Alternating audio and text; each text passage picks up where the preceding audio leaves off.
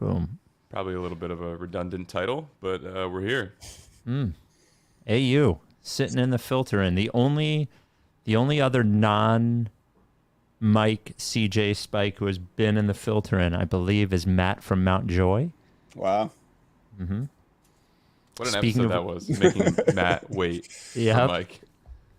Well, and we have that to talk about on the pod today too, because that's happening tonight. The Mount Joy whole thing, which I want to bring up with CJ. That's right. How does it feel to be in the filter and you sitting in the mic chair? No, it's quite a responsibility. I don't know. I guess it's a good opportunity to sort of weed out any technical difficulties before they actually become consequential to the podcast. So who knows? Appreciate having this proving ground to sort of figure that out. It's one way to look at it. Yeah. I don't know if, you know, and I'm not going to do it. I was going to say, I don't know if you are outfitted ironically enough to sit in the mic chair with no corduroy cap or mustache. Well, you don't know what my T-shirt says, so you can't really. I don't think you're really in a position to make that distinction yet. Are you going to explain your thing, or is that just going to kind of be part of the ambience of the podcast? I don't understand. All right, you're right. Oh, because I'm not wearing a hat. Oh yeah, That's sure. it. Okay. Right, now we're That's complete. it. There we go. Okay. There we are. Oh, it goes over it. Oh, all right. Nice. Go Yankees. Yeah. Jason, I didn't good know morning. if I was going to wear the hat during the pod or just for the filter in.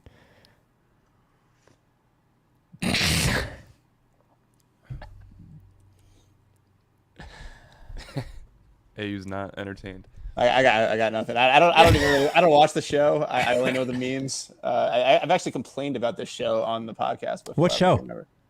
The I think you should leave. Oh, I've never seen that show. I'm just wearing this because I wore I did a charity thing at Colonial Hyundai, and they usually have different outfits, or they'll get like a Santa for the dogs to take pictures with, you know, the rescue dogs, the Brandywine Valley SPCA dogs, or an Easter bunny. And it was during the summer, and I was like, well, who are you going to get to dress up as something? And they were like, nothing, it's the summer. And I was like, what if I get a hot dog costume? They were like, sure, you can get a hot dog costume if you want. So that's what it is. I'm not being like the meme guy. I've only seen one half of one episode of that show. I apologize for making assumptions. There's plenty of reasons why a grown man might be wearing a hot dog costume on a blind podcast. You ready to go? Just one minute. Yeah, let's do it. All right. Oh, that's why my subscription is not set for auto renew, even though I set it every time this happens. Unbelievable. The Rights to Ricky Sanchez podcast is presented by DraftKings Sportsbook. Sign up for DraftKings Sportsbook by using promo code RTRS. And brought to you by Big Barker Therapeutic Dog Beds. Get yours at bigbarker.com/Ricky. Body Bio. Get 20% off any Body Bio order at bodybio.com with code RTRS20. LL Pavorsky Jewelers, where Rights to Ricky Sanchez listeners go and get engaged. And Kinetic Skateboarding. Get 9.1% off your first order with promo code Dave Silver. On the show today, get ready for a fun episode as Mike is out, but the one person who could possibly fill his shoes, one Andrew Unterberger, in an episode that is ripe to be fraught with technical difficulties, will join us to give his thoughts on the state of the team and answer as many voicemails as we can get to. You up for it, AU? Yeah, it's strange to hear you say my full name. I can't remember the last time that I was called anything but AU on this podcast. Andrew Unterberger. There he is. Very jarring to the ear, but yeah, I'm here. Looking forward to it. I have no idea what kind of questions y'all are getting these days. Wow. Are we gonna have to talk about the Sixers actually? Well, yeah. We'll get to it. And some of them are about the Sixers. Everybody tries to be creative with the fucking voicemails. Sure, yeah. Just ask us a question. Motherfucker. All right. Bark in the Park is October 22nd at Rose Tree Park. What it is, it's a 5K to support the Providence Animal Center. And what I always like to say about Providence Animal Center and shelters in general, yes, by donating, you are supporting them saving homeless animals, but it also supports the people who support the animals. So the people who work there and dedicate their lives to something good, it helps pay their salaries and their health insurance and all those sorts of things. So Bark in the Park, October 22nd. As always, we have a run team. which is massive. We want to raise $16,000 and have 100 members. We have about 50 members so far, and we've raised about $6,500. You can join. Do it at rightstoRickySanchez.com. And thank you to Mortgage CS, one of our sponsors and sponsor of the Spike and Rebel Food Truck Festival, as well as LL Pavorsky Jewelers, Body Bio, Briggs Auction, DraftKings. Am I forgetting anyone who supports our run team? I don't think so. And if you raise $50 or more, you get the Rights to Ricky Sanchez Bark in the Park shirt, which is pretty cool. It is Rebel playing basketball on the moon. As well, I want to mention Kinetic Skateboarding, who has been AU's sponsor since AU came to the Ricky. Correct, AU? That's correct. Happy anniversary, Kinetic, right? Wasn't it they passed like 10 years recently or something? I remember they were having some sort of anniversary event, right? Yeah, I think 10 years, or could it be more than that? It can't be 20 years, can it? That seems unlikely. Not 10 years with me on the podcast. I believe it's been four for that? 4, yeah. But, yeah, something like that. Well, still going strong. Kinetic, to me, their season is coming because hoodie weather is coming. That's right. And Kinetic, for me, is central location, is like hoodie central. Now, of course, great other clothes and sneakers you can't get anywhere else. And, of course, if you're skateboard or snowboard or something. But for me, it's the hoodies. Go to kineticskateboarding.com and use promo code Dave Silver for 9.1% off your first order. Without any further ado, Amos and the show.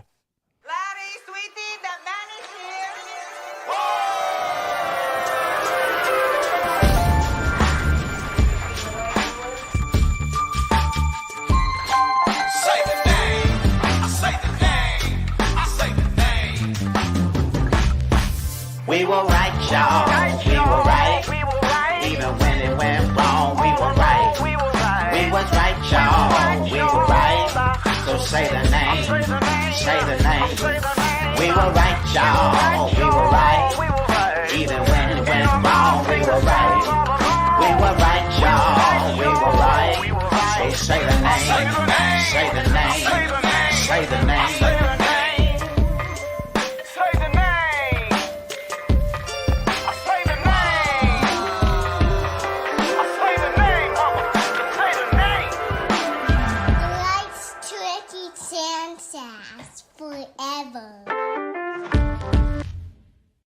Welcome to the Rights to Ricky Sanchez podcast. I'm Spike Eskin, along with a guy who is not Mike Levin, but is the next best thing. That is one, Andrew Unterberger. Good morning, sir. Good morning. I was not prepared for how loud the intro song is. Like when I'm listening with headphones on the actual live broadcast, it's like a My Bloody Valentine concert or something. But great to be here. It's been a little while since I've been on the podcast. Great to hear some answering machine messages without actually having to field any phone calls, which I hate doing. So, you hate the phone? You hate talking on the phone? No, my mother and nobody else. I don't even talk to my girlfriend on the phone.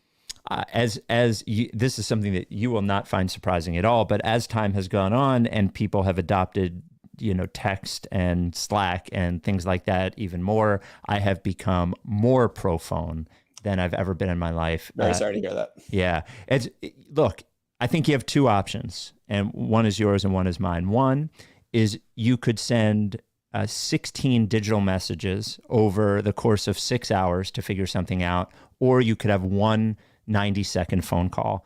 And if what I like doing is fielding just more and more and more digital communications where people don't answer the specific question that you've asked, that you could just solve in one phone call. This is very fair, and I should also point out that my job involves me talking to people on the phone on like a very regular basis, but which I don't love. But getting to write about music for a living, it's an acceptable trade-off. Yeah. So thanks for joining us. Mike is, as he mentioned on the last pod, Mike is at a bachelor party in Pittsburgh. Is that what we said? Or is that where he was going? Yeah, bachelor party in Pittsburgh. So if you're in Pittsburgh, look for Mike with a bunch of other gentlemen. Maybe I should tell you, actually, he somebody's wearing a penis hat or something? Or is that what people do on bachelor parties? Or is that bachelorette parties?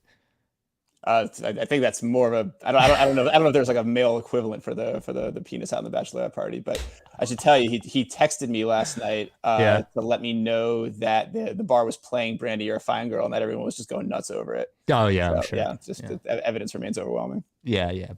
Boy, that is a deep cut for the pod. Very deep cut for the pod. So I'm surprised that even Mike remembered it, to be honest. Yeah. We're going to.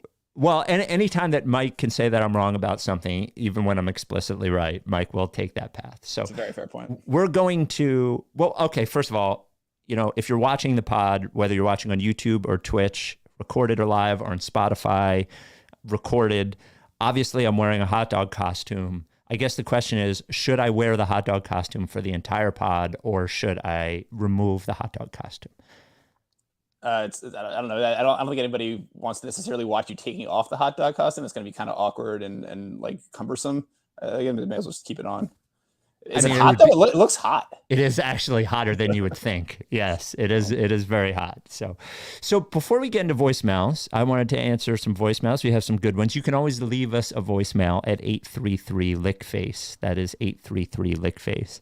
I've had a hard time. We've said several times on the pod that you are many times the emotional center of the pod and the sort of universe that we're in. And you say things, whether I think you truly believe them or not, or I think you truly feel them, you say things and you put them in a written form that I think a lot of people are feeling. I've had a hard time, that said, ascertaining, though I've enjoyed your writing in the off season, exactly how you feel about this specific Sixers team and this upcoming season. So before we get going, I just want to get your temperature on sort of like what you're feeling and where you are with the current day Sixers. Yeah, it's sort of a weird spot for me because they're basically doing everything that I want them to do. I mean, aside from the fact that I just wrote that column about like how great it is that they didn't sign a backup center to play above Paul Reed, and then they did that like 2 days later. That was an L. But everything else, I asked them to basically run it back, and they've done that. Like the top four guys, the same this year as they were last year. I asked them to not make like a franchise-altering trade or even like really get into the fray for Donovan Mitchell or Kevin Durant or one of those other guys, and sacrifice Maxey and sacrifice most of the other kind of younger pieces, everybody else besides Joel, basically.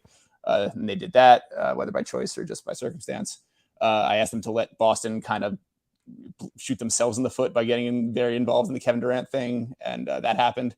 So I'm excited about all that, but I don't think that like the actual outlook for the team has changed that much. Like I think we're still basically where we were the last couple of years, with like a slightly more fortified roster and maybe like a better chance that things break our way if they break one way or the other. But like I think we're going to win a ton of games this regular season. I look forward to watching that. But I think that the team is basically the same going into the playoffs. It's mostly just a question of whether Harden has this miracle recovery that I'm not like super optimistic about, or Joel actually stays healthy for once, which I'm a little more optimistic about because that seems to be the kind of focus of this entire season, like I wrote about this week. Just kind of like getting Joel on the sidelines as much as possible and playing without him for 10, 15 games at a time if they have to. Well, doesn't it seem like, though, you did write about that, and it's like a good idea. It does seem like we've been talking about it every year he's played, and they find a way to not do it, right? Now, whether that is him or the coach, I think you could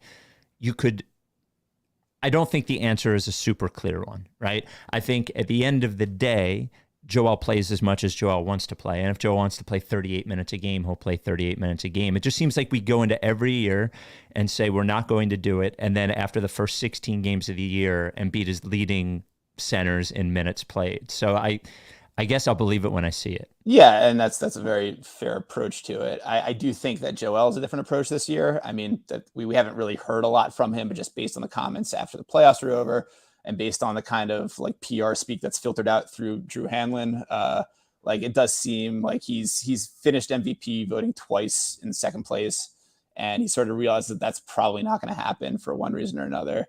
And I think this year is the year is like, all right, like I'm sick of just getting bounced in the second round. I'm sick of my body not being where it should be at that time of year. The MVP is not going to happen. Like I've already proven all I really need to in the regular season. like I'm fine kind of chilling a little bit. Now, it's one thing to go in with that approach and another thing to actually like see it through. And I do think that he and I sort of feel the same way, which is that like, even though we can talk big picture about Joel sitting games, whenever it actually comes time for tip off, like we want him out there. I'll never not be disappointed by news that Joel Embiid is not playing in a basketball game, even though I know that at this point, that's like the best thing for the big picture. And he probably is going to get that way too. But I imagine there'll be some kind of injuries early. Harden will be able to kind of steady the ship in his absence. They basically built this. I think you guys were talking about last week. They built this to be a James Harden team. They built it to that, like without Embiid present, it can kind of be in that sort of comfortable pocket for Harden. Well, they're doing whatever he wants. I mean, like on some level, I will give them, maybe it was just too obvious to not be able to give him the big deal that everyone assumed they would give him, and maybe that's why they ended up in this space. But they're just like, all right, we're gonna get every single old teammate you had and every player who played with you before, and you're gonna spend the off season hanging out and going to parties and whatever. And by the way, we have your old GM and we have your old CEO and everything. Yeah. Look, it's tough. It's tough making new friends in your mid to late 30s. Like I get that completely. Like, don't you think though? So I agree with you wholeheartedly. I think that they should be really, really good in the regular season. I've been overly skeptical and will continue to be skeptical about Harden's ability to turn back the clock a little bit, but also I think what we saw in the playoffs last year was actually like sort of stunning, and I think we're blocking it out a little bit. So the one thing that feels a little bit different to me is every year, and I blame you of this a lot, both privately and publicly, every year we sort of like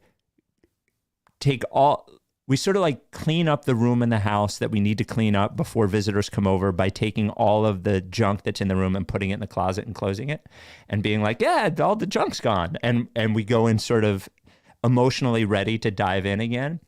Yeah. This year, I think I feel like we've put the most in the closet. I don't know. We put a lot of shit in there over the years. I don't know if I'm willing to give this year like the title on that one. Okay.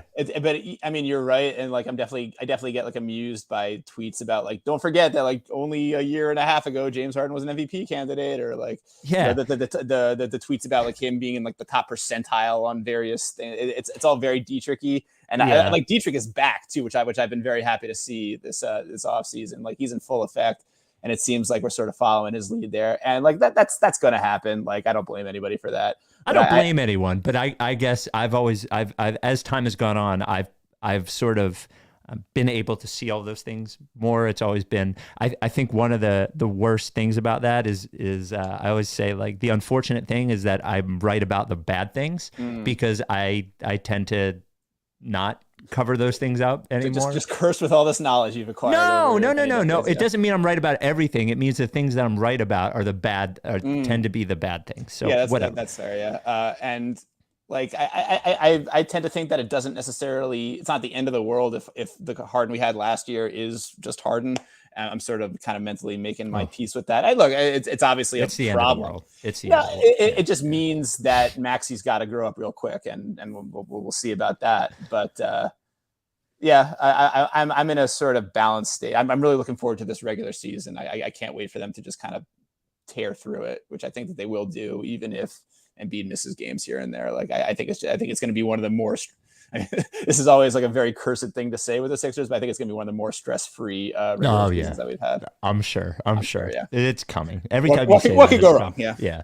So before we get to the voicemails, hey, are you a dog person or not? No. You're scared of dogs, right? Aren't you terrified of dogs? Scared is a strong word. What I'm scared of isn't that they're going to like attack me, but I'm scared that they're going to like try to get in my space and like slobber on me and touch me and just generally like act like we're like that when we're not. Like I don't have that kind of relationship with any dogs to speak of. I'm not really a pets person in general, but okay. I understand cats a little bit better than I understand dogs. Well, if you are a dog person, we have a lot of dog people listen to the podcast. Big Barker Therapeutic Dog Beds has been a sponsor of ours for a long time. Very proud to have Big Barker. BigBarker.com/Ricky is where you go for a Big Barker dog bed. It's just simply different. It is different than the other dog beds on the market because it is made with the intent, with the intention, with the purpose, with the specific goal of keeping your dog healthier, right? Now, you might think that sounds crazy. It's just a dog bed, but just think about you as a human. If you sleep on a bed that is not supportive, if you were to sleep on a pillow, which is sort of like what most dog beds are, you would wake up less healthy. Your back would hurt, your joints would hurt, and over time that would build up. That's what happens with dogs, and that's why getting a real dog bed is so important, and that's why Big Barker is so important. BigBarker.com/Ricky. This dog bed engineered by experts to keep your dog healthier. It is supportive. They did a study at Penn Vet on Big Barker and found these things to be true. Improvement in joint function, reduction in joint stiffness, improvement in gait. All of these things happen. And the more your dog sleeps on a Big Barker, the better chance as your dog ages, your dog is going to stay in better shape. And it's important because your only goal as a dog parent, as it were, is to keep that dog happy and healthy. Rebel sleeps on a Big Barker, has slept on a Big Barker for years and loves it. There's a 10-year warranty on the Big Barker because, hey, it's not cheap. It's a couple $100, but there's a 10-year warranty. The foam doesn't flatten or they replace it for free. A 1-year at-home trial. If for any reason your dog doesn't like it or you don't like it, they will give you a full refund. They'll even pay for the shipping. It's handmade right here in the United States of America. Big Barker dog beds. There it is. Is that a sound that a dog makes? No. No, probably not. No. I don't know any animal makes that sound. All right, you want to get to the voicemail? Yeah, that's what we're here for. All right. 833-LickFace is where you leave us a voicemail. 833-LickFace. I don't know if you've already talked to the origin story of this. Have you explained how difficult it was to get the LickFace phone number, or was that just? It wasn't hard. No. Wow. Believe it or not, there aren't a lot of people that want 833-LickFace. Now, you don't need to use the E. Yeah. You can keep off the last E for saving. Yeah, it's love that. And a fine legacy of phone numbers along those lines. Yeah. Here we go. Hello, Spike, Mike, and CJ. It's James from Philadelphia. Non-basketball question is whether you enjoy eating seafood or whether you'd have them as a pet in an aquarium. Do you guys like freshwater fish or saltwater fish? Love the pod. Keep up the good work. Thanks. There we go. What do you think, AU? Are you a freshwater fish person or saltwater fish person? I don't know how to answer that question in pet terms. I will say that my girlfriend and I watched her sister's fish while they went on a cruise recently. A little bluefish named Boba, and it was a worthy addition to the household for the time that he was with us. I love eating seafood. Seafood's delicious. Shellfish. I'm a big squid guy. People get mad at the texture of squid, but I fucking love it. Lobster. I'll spend 2 hours on one of those things for sure. Get it all the nooks and crannies. That's absolutely my business. Seafood is good times, and having a pet wouldn't having a pet fish would not dissuade me from eating fish or seafood in any meaningful way. I mean, do you think if an alien were to come down from another planet and look to see that you would love and have something as a pet and also murder it and eat it, do you think that would sound psychotic at all or no? Yeah, I mean, I guess I would just I would get rid of the fish before I would get rid of my eating fish, I guess. Yeah, I mean, you're right. I have said that other pets that we've pet sat for that it sort of changes my relationship with the animal from a food perspective, but seafood's too important. That's part of my diet. That's actually what happened. It's how I ended up vegan was Rebel. Really? Yeah. So I did it once, I think 15 years ago as just sort of I'll try this sort of diet or whatever. But I remember the exact moment we were on vacation in Delaware, shores of beaches. Shout out Adam Kasabi, Delaware beaches. And I was sitting with my dog in this beach house and I was looking at Facebook and I saw this video it was some Facebook video of a monkey that was on its deathbed or whatever and wouldn't eat or anything. And the monkey's caretaker from 20 years ago showed up and the monkey started smiling and laughing and eating. And I looked at the monkey and then I looked at my dog and I thought about other animals and I was like, fuck, what's the difference? And it was that moment that I stopped. And I kept eating, for what it's worth, I kept eating fish for a little while. And then I started now I'm sort of a lunatic. Like I won't even eat honey. So do you think that Rebel has any sort of grasp of the sacrifice you've made on his behalf? like have you talked about it with him? Like, can you sort of sense that? No. It just the idea of being it being capable of emotion, and pigs are smarter than, pigs are pretty smart animals, but whatever. I don't judge. I really don't judge. At all. It's just for me. It's a decision for me. No, and eventually, like, we're going to get to a place like society's already getting pretty close with the fake meat. Like it's, I don't know if you really indulge in any of that stuff, but like it's like 80% of the way there now, maybe like 70, but like it's going to get there. I think like within probably a decade or two. And when that happens, that's fine. Like I'm not going to like eat meat on principle. I will gladly give it up when a better alternative is available. Why don't let's go to another voicemail. Let's go with this one, 833 Lickface. Like he said, he was going to sign a max deal this year. You had a feeling he was going to sign a max deal. You basically guaranteed that he was going to sign a max deal. He didn't sign a max deal. He signed for basically 2 years below market value, which is fine. And eventually he may end up signing a max deal. Every time you bring up Harden, you don't have to mention that all this is going to do is give him a max deal next year. You can't keep kicking the can down the road. He said he was getting it this year. He didn't get it. We were able to add players. Move on. The take police. Deeply weighing on that guy's soul too. Yeah, the take police. Yeah. He said he was going to sign a max deal. Okay, let me go point by point down this one. First of all, he did not sign below market value. He signed at exactly what market value is, because that's what market value means. So unless he had offers for more money than this, then his market value was the contract that he specifically signed. And I would argue that his market value was much lower than anyone would have expected it would have been, or we would have heard about other teams being interested in him. My point about him signing a max deal moving forward is my concern that A, he will only get older as every season goes by. So every year later that he signs said deal becomes worse. And B, my specific concern was that he signed this knowing that he was going to sign that contract afterwards, and that the only reason they were able to get him to sign this deal is so they could overpay his friends. So, like, again, James Harden is a really good basketball player. At one point in his career was an amazing all-time basketball player. I think we all think it's unlikely he's going to get back to that. Maybe he could be better than he was last year. Who knows? Maybe he's worse. I don't know. He could be.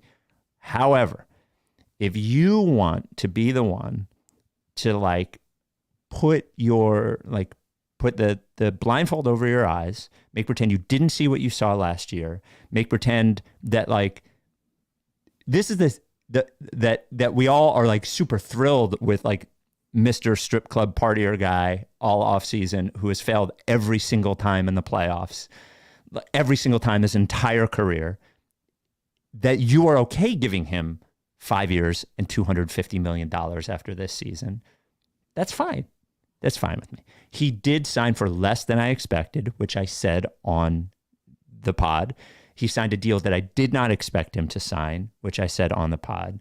But I will continue to repeat, I am worried because I think it is possible that both the team and Harden and the rest of the league expected he would sign that deal going into this offseason. And I worry about the handshake deal after this season. Is that a fair response, or is it a little too biting at you? I mean, for you, it's definitely fair. Okay. I think I don't know. I don't really waste much mental energy on like the eventual max contract that Harden may or may not sign. I feel like the situation is probably going to resolve itself one way or the other before then.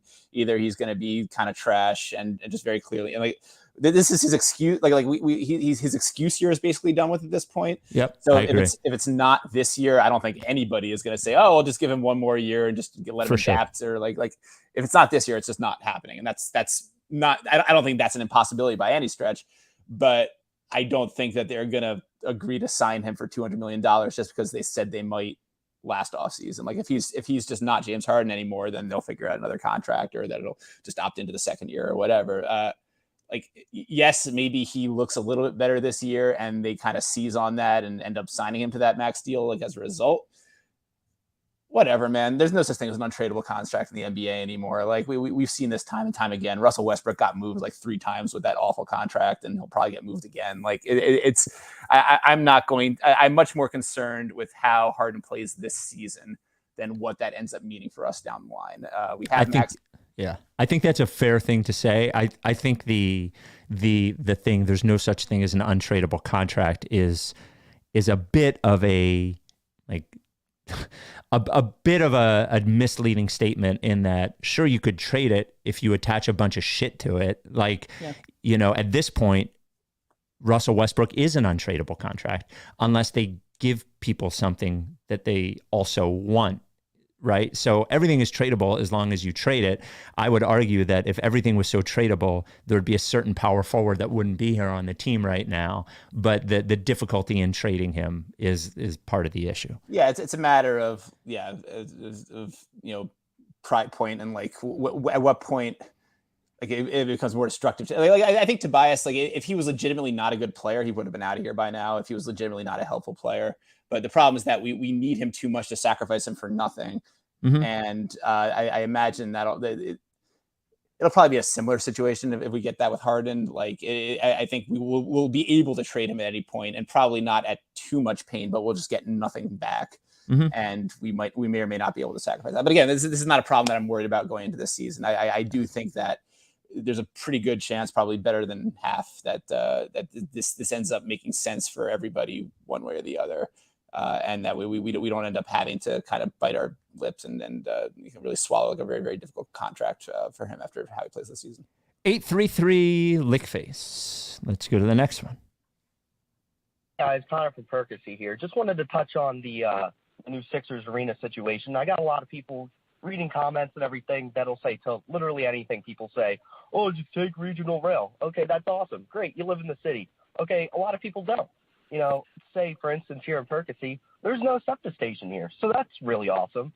What's convenient about, a sports complex that's out of the way with gigantic parking lots? I can just simply drive my own fucking car there. That's crazy. That's really easy. And there's a subway station right there that people from the city can also take. It works for everyone.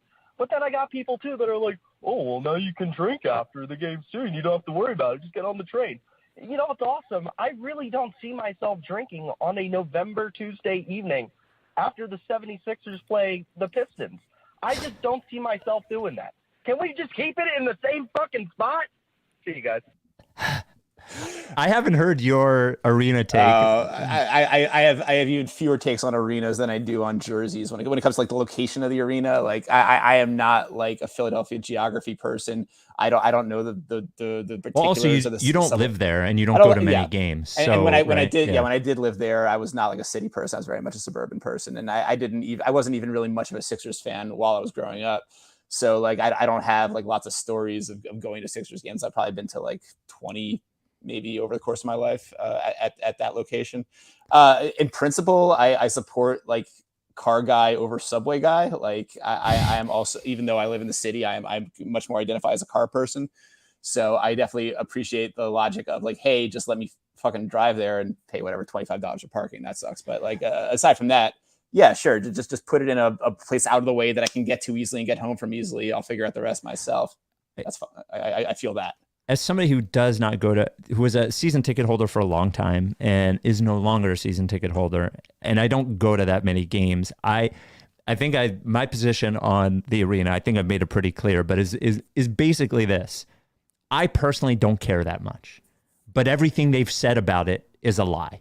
Sure. So both things can be true, right? Like the idea of it making the economy in the area better is a lie.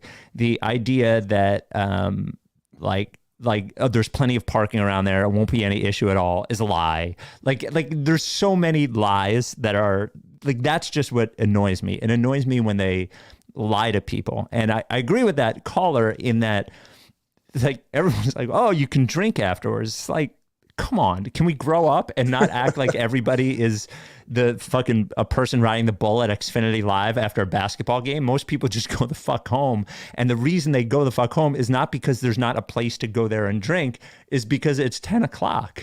Yeah, I will say though that there have been plenty of like Tuesday night Sixers Pistons games that I have wanted to drink after. That part I don't necessarily understand, but the rest of it, yeah, I'm sort of with him on it. Body Bio is a sponsor of the Rights to Ricky Sanchez podcast. Man, we love Body Bio. Love Mike and Jess at Body Bio. Body Bio is a supplement company, but their goal is to make you healthier by using science and using cells and using all those sorts of things. Like, really, your health comes down to a few very important things: your brain, your gut, and everything's made up of cells. Sleep too. And that's why everything that they create is made with those things in mind. The fact that they are a small business and family-owned and family-operated is actually super important in this space, because science changes all the time. So their ability to update and have new products is a lot easier for a small company than it is for a big one. Bodybio.com. Go to bodybio.com and use code RTRS20 for anything on the website.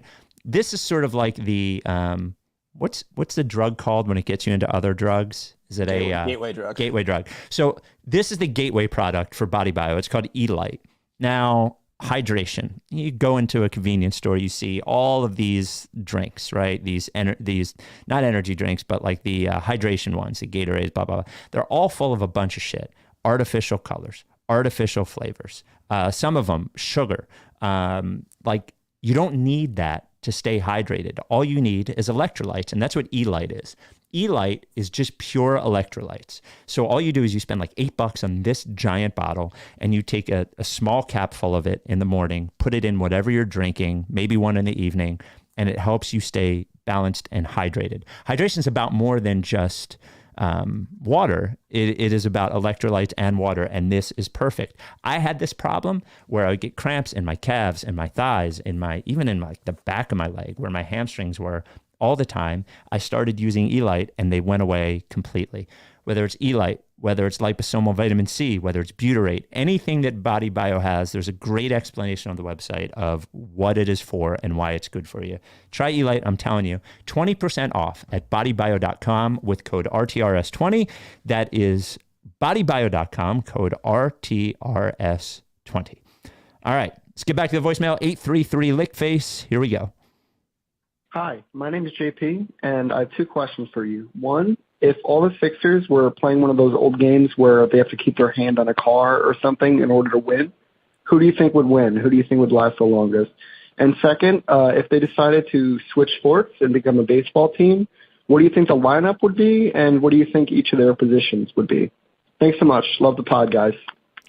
Now, this is two questions, and they're both good. Would you concur that they're both good questions? Yeah, it's a solid question. So I only sort of understand the rules of hand on car game. Like, it's just keep your hand on the car under all. Yes. So as a longtime radio person, and have actually didn't do a hand on the car game, but we did this one promotion with WYSP called Live in It and Win, and we got 4 people outside of Tony Luke's in a Mustang living in the car until there was one left.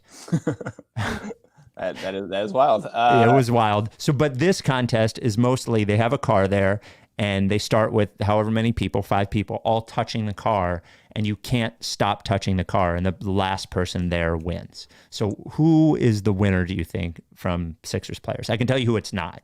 It's not Thibault. Sure. It's not Embiid. Probably not, no. It's not Harden. No, he's got too many places to be. Yep. It's not Maxey. Yeah, a little too frenetic. I think it's got to be PJ Tucker, right? Like, he's just kind of that sort of staunch, unmovable, like he's a rock. Like he probably just like stands in place for hours at a time, like just being at home. Yeah, it's one of the boat guys, yeah. And I think it's Tucker. Tucker just seems, to your point, he is either the unstoppable force or the immovable object. He's both of them at the same time. If you told me, it's basically the way I think about it is, if you personally, if they're telling me you can eliminate one person who will go against you in this thing. And of the Sixers players, the person I would eliminate would be PJ Tucker. The only thing is, at 37, his body could get creakier quicker, and it could become uncomfortable for him. But I don't see any of the younger players as what's the word I'm looking for, as motivated as Tucker would be to win. Yeah, the only thing is that we probably shouldn't totally discount Joel just because he is psychotically competitive, and like you hear the stories about him like beating up like 8-year-olds in Madden or whatever. Like I imagine that this would definitely be a pride thing for him, at least at first, but he might get bored a little too easily. So right. I don't know. If it was like a speed contest, I would take Joel, but if it's an endurance contest, I'd probably take Tucker. Yeah, and the other thing with Embiid is just being that big, I think creates extra comfort problems. Yeah. Too many hours on his feet. That's a good point. So let's talk about the Sixers as a baseball team and talk about the lineup. I like this question. Yeah. So obviously, I mean, if we're thinking classic baseball lineup, Maxey is the leadoff hitter. I think Maxey should hit leadoff for the Phillies like tonight. Like, it's driving me nuts having Kyle Schwarber in that leadoff spot. Like get me Maxey. Like he was in the broadcast booth a couple weeks ago. Just send him down a flight or two, and give him a helmet. He'll get 30 bags and hit 280 for us, I imagine. So to me, the 2-hitter is probably the new guy. What's his name? From Memphis. Melton. Yeah, D'Anthony Melton feels like a 2-hitter to me. Sure. Or Tobias Harris feels like a 2-hitter, but Tobias Harris feels like the Gene Segura 2-hitter in that he has like he's hitting 289, but his on-base percentage is 304. He's a deceptively bad 2-hitter. So to me, it's D'Anthony Melton. What's your thought? No, I like that. Definitely. I see Tobias as more of like a 6 or 7 anyway. Mm-hmm. Like he definitely seems like more of like a late period Pat Burrell type to me. Harden hits 3, Embiid hits 4. Yeah, I guess so. I mean, Harden sort of fits, I don't know, the Alec Bohm a little bit. But also at this point in his life, is he just a get on base guy? Oh, is he a 5-hitter or a 1-hitter? Yeah, I mean, in this lineup, he actually might be leading off. He might be one of those like Brandon Nemo type leadoff hitters that gets on base a ton and just steals 0 bases over the course of the season. Yeah, I'm gonna say that Harden leads off. Maxey hits 3rd. No, because if you're not batting Maxey first, you got to bat him like 8th. I feel like, and I don't want to do that. I think I'm sticking with Maxey 1 and Harden 3. Harden probably still has a little power left too. He might be more of like a Bobby Abreu, where like he's actually pretty good at getting on base, and then he's still the deceptive quickness and deceptive strength. I would say Harden 3, Embiid 4. Who hits 5th? Ooh, that's tough. God, does it have to be Tobias? Is there another obvious one we're forgetting? Is it Tucker, or is Tucker the 7-hitter that nobody wants to face? Yeah, the guy that had to like bring in the special reliever for. I guess I don't know. I feel like we're missing somebody obvious for 5. Maybe it's Paul Reed. Actually, I don't know. Maybe just a little kind of mid lineup chaos. Let me tell you. If Embiid's hitting 4 and Paul Reed's hitting 5, Embiid's getting walked every time. That's a fair point. Yeah, but he's too much of a wild card. I think you need somebody threatening but also steady in the 5-hole. Yeah, so maybe it is just Tobias. Maybe. So Tobias 5, Tucker 6. Yeah. Are we batting either Matisse or Korkmaz, or are they the kind of? I guess Matisse is more of like a pinch hitter at this point, right? Yeah, I've had enough of him. I would hit Milton. No, we have Milton 2nd. So House 7th, maybe. No, not Milton. Milton. Oh, Milton, Shake Milton. I would say House 7, Milton 8, and then. Yeah, I think we need to make. I'm making lineup space for Paul Reed, so we're putting him 9th. That's fine. Maybe he ends up being like a weird on base guy that ends up cycling the order over and has more guys on base for Harden and Embiid to drive in. I'm fine with that. The voicemail line 833 Lickface. Next voicemail is up. EJ, this is your girlfriend's dad. I'm ready to measure you, and next time, make sure to dry clean my fucking robe when you give it back. Wow, have you been aware of the CJ height controversy? No, I totally missed this subplot. I'm gonna have to double back for this one later, I guess. So CJ said he was how tall? 6 feet? Yeah.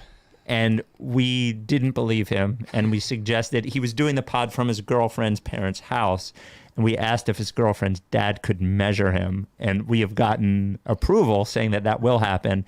And in the last pod, CJ wore, or 2 pods ago, CJ wore his girlfriend's dad's robe as he tried Hardin's wine. Wow. What kind of robe was it? Generic cotton. Generic vanilla robe. Okay. Yeah.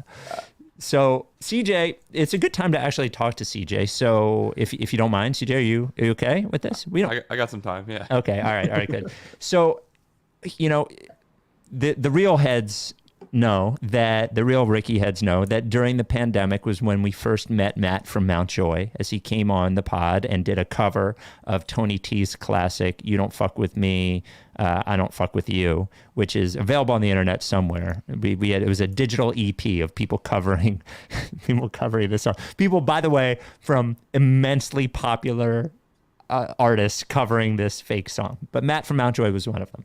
And Matt became a friend of the pod, and at one point was playing, I never remember the name of this venue in Philly, the new one, Fillmore, was playing the Fillmore, and asked me if anybody would like to go. Now, I was not in town and Mike was not in town, but CJ wanted to go. And CJ, we said he put him on the list. CJ got there. CJ was not on the list. And Matt promised to make it up to him. Matt came on the pod. They are playing Philly tonight. They're playing the Skyline stage at the Man. And Matt offered CJ the ability to come on stage during one of the songs. And CJ countered with, "Yes, but all of my friends have to come too." And Matt said yes. So this is all tonight. I guess, CJ, I want to know your feeling going in. Are you going to be on the list? And also, have you had communication? How many people are you bringing? What is the setup for this? Okay, yeah. So right now, I think it's 4 people with me. So okay. 5 total. Okay. In preparation, all of them have gotten tickets already. Like we're prepared to be let down. Like I am not experiencing that. So AU for filler of what happened last year, I went there with a friend. It was like my first month in Philly.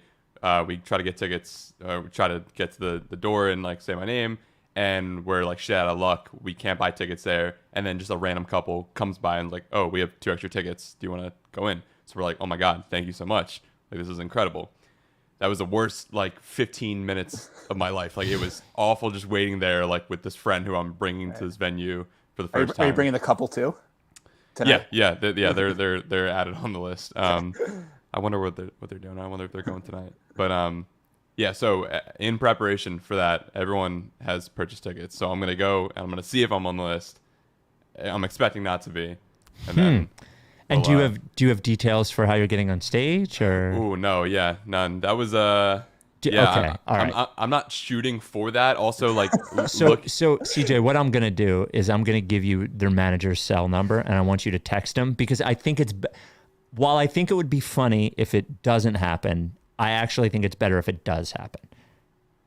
Okay. And what exactly is the plan? Like, assuming this all goes perfectly, you're on stage, you and your 4 closest friends. What are y'all gonna do when you're up there? Is there like do you have tambourines ready, like cowbell? He said for when he came on last time, I think they had just started their tour or they were getting ready to start. And one of the plans for the tour was during a Johnson song was to like bring people up on stage every time for that song each night. Okay. And then kind of just like dance around and stuff on stage. And so he brought that up, and then I think Spike countered like, "Oh yeah, CJ should come up on stage for that." Are you and your friends planning on recreating the high school video? Oh, the dance video! Oh boy, there were a few people that were in that video that will be there tonight. But oh wow, that would be a real Easter egg for the long time listeners. yeah. That's a good one. That's a good one. I love that video. But looking at the venue too, it doesn't seem like it's too accessible just to like walk on stage. Really? Well, you'd have to be backstage. You'd have to be ready. Right. They would have to have everyone there. Right. So I guess we'll see what happens in the hours leading up to the event. I just texted you their manager's cell number, and you should text them because I want you to be on stage. I really, really want you to be on stage. I also don't want them to think I'm just like, hey, like, give me all this shit. Like, it's me from that podcast that he went on that but one they time. offered, and I think they would. I get Matt seems like he's a real listener. Like there are some people that sort of listen, but Matt actually listens. So I think Matt would want it to happen. That is my guess, that Matt wants it to happen. You and your friends have bought 5 tickets to this event. Like you're basically a promoter at this point. Yeah. Like, they got to take care of you on the back end. I agree. The least they could do, right? Yeah. And my other question is, have you like listened to the song a bunch, and are you prepared to like step in on harmonies if they're calling you to do so? Yeah, I was a little nervous about that too, because like oftentimes I'm not like looking up the lyrics. I'm just like singing what I have heard, and like I like the song. It's a good song, and the chorus is very catchy, and it's very like sing along-y. So I don't think like you would have had to have heard it more than once to like catch it. But I'm curious to what they do, because that's like my biggest fear. Like you're doing karaoke or something, and someone just shoves a mic in your face, and you're just like, oh, fuck, where are we at? You gotta be ready. Absolutely. Yeah, so I'm a little nervous for that. So we'll see what happens, but fingers crossed, CJ. Yeah. Fingers crossed. Yep. Before we get to more voicemails, a guy who would always know the words to every song if a mic was thrown in front of him is LL Pavorsky of LL Pavorsky Jewelers, the original sponsor of the Ricky. We've told this story many times, but not only is he the first sponsor of the Ricky, he convinced us to have sponsors. He wanted to sponsor the pod long before we took any of them. And for a while, we just said, okay, you're the sponsor, just donate to these charities. And that's what he did. And here we are almost 10 years from when we started the pod, I think like 7 from when we started with LL, with nearly 300 Rights to Ricky Sanchez listeners buying engagement rings from LL, nearly 300. He's been at that same spot at 707 Walnut for over 30 years. You don't get to like this spot. You don't get all these emails about what a good guy he is and how much he helped get a ring. We don't get all those emails. You don't stay in business that long unless you're either really, really good and honest or a total crook. He's not a total crook. He just isn't. He's great. And I'm so proud that so many Ricky listeners have purchased engagement rings from him. Mike got an engagement ring from him. Of course, we had a couple get engaged with a LL Pavorsky ring at a lottery party. We had a couple get married with LL Pavorsky rings at a lottery party. He's just been all in. And take it from someone who has been in jewelry stores. I bought an engagement ring before I knew of LL, and they can be terrifying.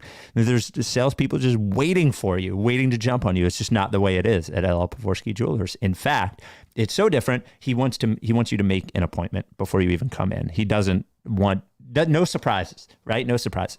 So if you want to make an appointment with LL, 215-627-2252. That's 215-627-2252. If you're like AU and you don't like making phone calls, you can send him an email, lee@llpavorsky.com, or just tweet at him at LL Pavorsky. He is a supporter of our Providence Animal Center Bark in the Park run team and Mama T's Community Fridge.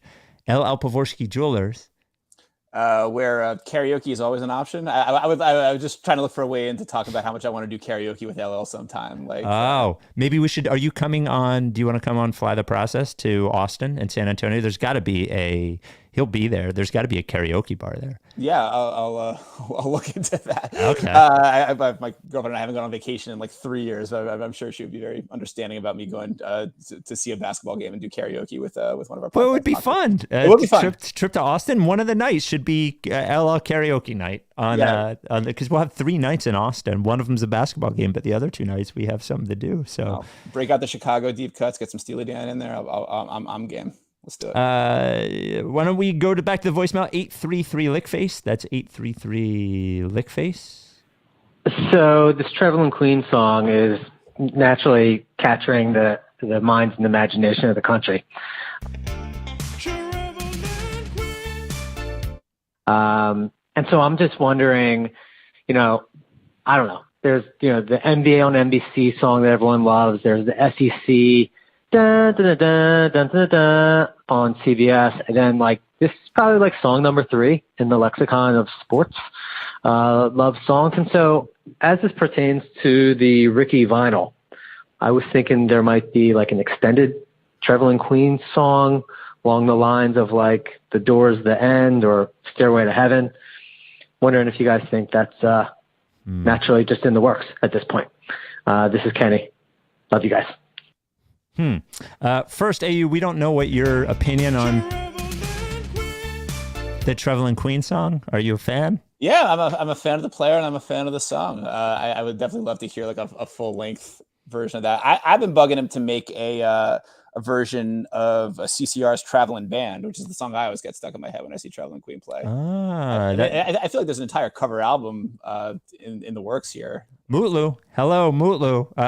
As many Trevelyan Queen. So the problem is we can't sell vinyl with the melody from Caribbean Queen on it. There's also like a tremendous vinyl shortage across the country right now. If we were like to start the project now, we can maybe ship in like 2027. Like there's always a solution. There's always I think the bigger problem with the vinyl shortage is that you're talking about places that are making tons and tons and tons of vinyl.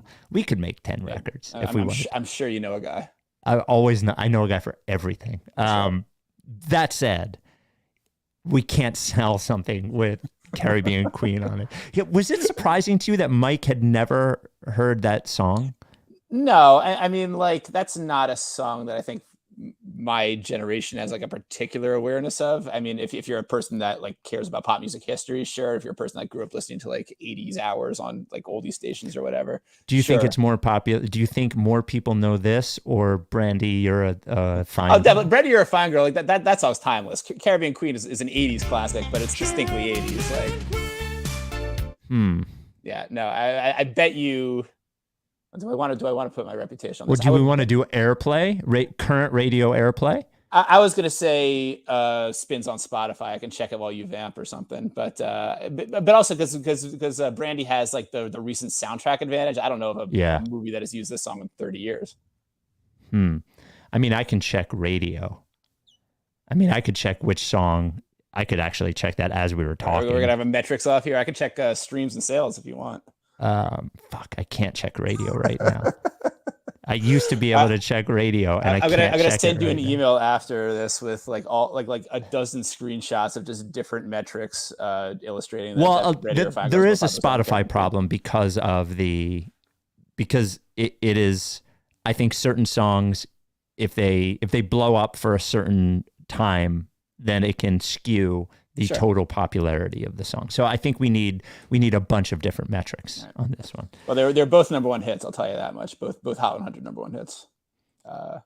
So they're tied there. So that's a tie. Tied there, yeah. Unless how long did they both stay? That I don't know offhand. I don't think either of them had like a particularly long run, but one might have been like 3 weeks and the other was 2 or something like that. I got the Fred Bronson Big Book of number ones over here somewhere. Okay. I'll look it up after we're done. 833 Lickface is the number. Sorry. Traveling Queen, it's a shame he may not make this team because the roster's now at 17 and we have to get down to 15 because they just signed a guy caught with 3 pounds of green. That's very fun. We got a B-side already. That's awesome. Yeah. By the way, you made the chorus longer and didn't really totally understand the melody. But he never got to the resolution of it. Yeah. I kept waiting. It didn't happen. 833 Lickface is the number. Let's go to... I don't even know what this one is. Hello, Rights to Ricky Sanchez podcast. My name is Daniel Carr. I appreciate you guys having me on to voice my concerns about the optimism on Trevelyan Queen. I just wanted to clarify a couple of things because I caught a lot of slander on that. Number one, called them the 76ers because, to be fair, I knew I was going to get on the podcast and I was a little nervous. Never been on live television before, but I felt like that kid who rode a roller coaster for the first time. As for Trevelyan Queen, I'm as optimistic as anybody when it comes to him. I'm as optimistic as I was for Firkin Korkmaz because I love that man. And if you check my Twitter @ChillDan, you'll see that he is not only my profile picture, but also the header on my Twitter. All right. I've actually had enough of that guy, to be quite honest. I didn't hear where that was going, actually. Yeah, I didn't know where it was going. I think it was in reference to, I think he might have gone nuts on Mike for being too positive about Charlie Brown Jr. or something, or Trevelyan Queen. This is some real off-season shit we're getting into, right? I was not expecting to get like 3 Trevelyan Queen calls. Yeah. But most of the voicemail is people seeing the Trevelyan Queen song. I actually cycle through it. I only have 2 drops. I have the Trevelyan Queen one. and the Mike talked about his basketball team one, which is that one, but he never talks about it. Forgot about that. That was a classic. Yeah. Yeah. He will when the team starts again. I think I've actually frightened him off with that one. Oh man. Yeah. That's the problem. Like I had a roommate once that like kept calling things the worst over and over again. And like, I even like started to make like a list of them that I had on my phone. I would always add one when he said a new thing was the worst. And then like we showed him the list and we made him self-conscious about it. He never said it again. Of things that were the worst. Yeah, things that were the worst. I still have it somewhere. It's a fantastic list. It's very, very all over the place. All right, let's do one more voicemail. And we actually got an email this week. We'll get to that too. So 833-LickFace is the voicemail number. Hey guys, this is Ryan from Fishtown. I sent you an email about this a while ago, so apologies if you covered it on the pod. But I have this childhood memory of Charles Barkley in a post-game interview saying how much he loved playing at the Spectrum. And I don't know if this actually happened. I've tried Googling it. Don't Google Charles Barkley Rectum. I've asked friends. I have no idea. I was wondering, number one, did this actually happen? And number two, if it didn't, is there any world in which Charles Barkley never called the arena the Rectum? Thanks in advance. Bye. Okay, so this guy has his own Mandela effect thing happening where he remembers something that may or may not have happened. So the question being, I think as both his windows were down, is that he has a specific memory of Charles Barkley referring to the Spectrum as the Rectum. Do you have a memory of this? I have no memories of Charles Barkley on the Sixers, period. Like I was 6 when he got traded. No, that's not part of my Sixers experience. I mean, there's only one man in the world that would know the answer to this question, and that's Dave Rutter. I mean, we might have to like call him as a special consultant on this one. But if it happened, he either would remember it or he would have come across it in his exhaustive research on the 91-92 Sixers. Yeah, for sure. Now, I do remember Charles Barkley as, I don't know if I've ever said on this pod, my dad was so tight with Barkley at one point that he used to bring home clothes that Charles didn't want anymore, and I wore some of those clothes. And in high school, I once wore a Charles Barkley-owned Coogee sweater to high school. Oh, my goodness, that's a collector's item. Yeah. Do you still have that somewhere? I don't have any. I'm not a keeper anymore. I throw things out, and I don't. This would have been when I was like 16 or 17 years old, but I wore a Charles Barkley owned Coogee sweater to high school. That is an extremely mid-90s sentence. Yeah. That's wonderful. Yeah, for sure. So Dave Rutter, you know what? I could also just ask my dad to ask Charles. Did you ever call the Spectrum the Rectum? He might have but I'd rather hear from Dave Rutter anyway. So, and I'm sure he has at one point in his life called it that. I mean, I don't know if there was a microphone in front of it. I don't know. But anyway, captured the moment for the historical record, but he's done it for sure. Yeah. Final email. We'll end it on an email. Came from Steven. A basketball question. We usually like guys in contract years because they're especially motivated to perform well to get a new contract. This is the last year of Shake Milton's team-friendly deal. Do you think we should expect a big Shake year for that reason, or do you think that makes Shake a natural trade chip because the Sixers know they won't pay him what it would take to keep him? Home team fans are always the most like overrate and underrate their players the most. Like worried about what it would take to pay Shake Milton? No. What do we think Shake Milton's going to cost? I don't make any more predictions with Shake Milton. I at the beginning of the 2020-21 season, I declared him our third most important player after Embiid and Simmons. And then he proceeded to do nothing right for the rest of that season and just went around like with his forehead on fire the entire time, just arguing with the refs and not making 10-foot jumpers. Yeah. I'm just along for the ride at this point in the Shake Milton experience. Whatever happens. Whatever we get from him, great. I am as unconcerned as I am about James Harden's next contract. I am about 3% as concerned about Shake Milton's. Yeah, I'm not worried. People used to say that about Dario all the time. We have to trade him because we don't have to pay him. I'm just like, what are you talking about? Like, not everybody gets a max contract. Shake Milton has been borderline average his entire career. He's had a couple of really great moments, but most of the time he's been like fine. A 10th guy on a good team. What do we think he's getting paid? $3 million a year? Yeah, I mean, he's had stretches of being like a 5th, 6th type guy, but he's also had stretches of being a 15th, 16th type guy. So like that balances out. I love Shake. I'll be happy for his like 1 month of hot play where he's actually making shots and getting into the lane and flexing or whatever. But I have no expectations there. Well, AU, do you want to leave anybody with anything? Do you want to plug anything? Do you want to? Oh boy, no. Well, let me ask you, how you do you still follow the Phillies at all? Like, I do. Okay. I do. I watch some. I watch more Yankees than I watch Phillies, but I do still follow all of the Philadelphia teams. And are you how secure are you feeling in them making the playoffs on a scale of 1 to 10? Oh, I'm pretty secure in them making the playoffs. I would say that I'm a 7.5. But I also, I don't think that they're actually good, but they're actually better than they've been in a long time. Yeah, I think they're actually good enough to just make the playoffs. And get swept probably, or 2-1 in the first round, whatever. But I can't tell you how much I've been enjoying the season, man. I don't know what it is that makes this team more enjoyable than the past handful of teams that were only slightly worse than this. But like it's been such a respite from all things Sixers, and I mean it's dangerous because I've gotten to the point where if they don't make the playoffs, it will feel like blowing Game 5 against the Hawks again, and I can't have that happen. But it's been a major part of my summer, and it's great to have the Phillies be relevant and be a thing again. I'm so happy about that. Let's see. I'm checking to see what the DraftKings odds of them are to make the playoffs.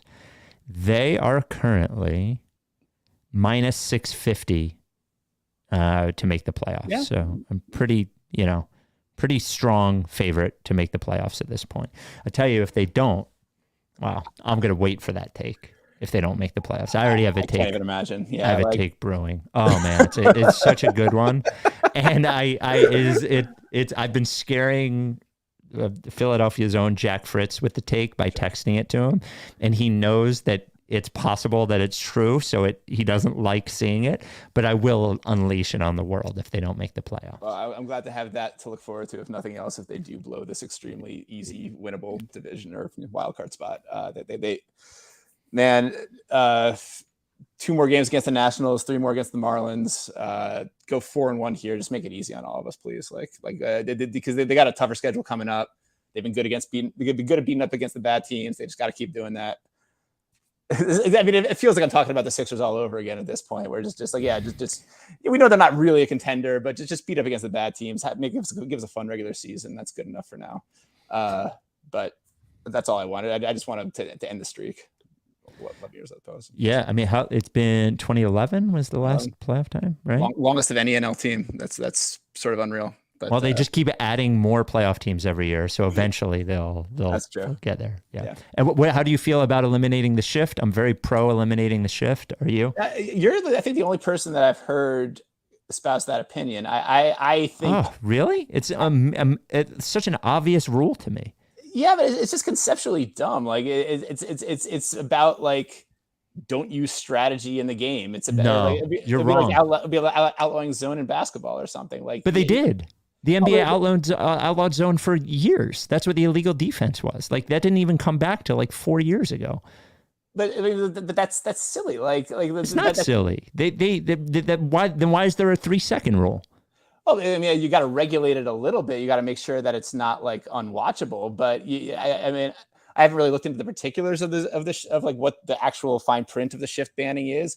But to me, it's just like it's just defense. Like it just play good defense. Like you can hit around it and hit around it. This is that you're so wrong. Sports leagues change these rules all the time to change gameplay. All the time. The NBA's done it. The NFL's done it. Have they ever done it just like, I mean, I guess you're right with the banning of the zone, but it's just like, just don't stand there. You're not allowed to just stand there. There's plenty of rules in football about where you can stand. Yeah, I guess. I don't know. I mean, this might make the sport more. I mean, the stats say that it doesn't actually change that much anyway, that the batting average balls in play stays the same with or without the shift.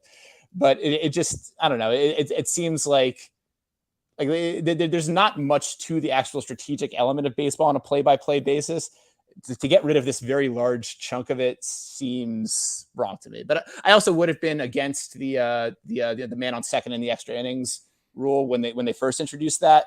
But after 2 years of that, I do think that's a better way. It's a better game with that. So maybe I'll feel the same way about the shift. I don't know. Conceptually, it bothers me. Yeah, it's actually way better. I felt the same way about the person on second. I was like, what a dumb rule. And then when you're watching games, it's way more exciting. It is. Like there's anticipation every inning instead of dread, you know?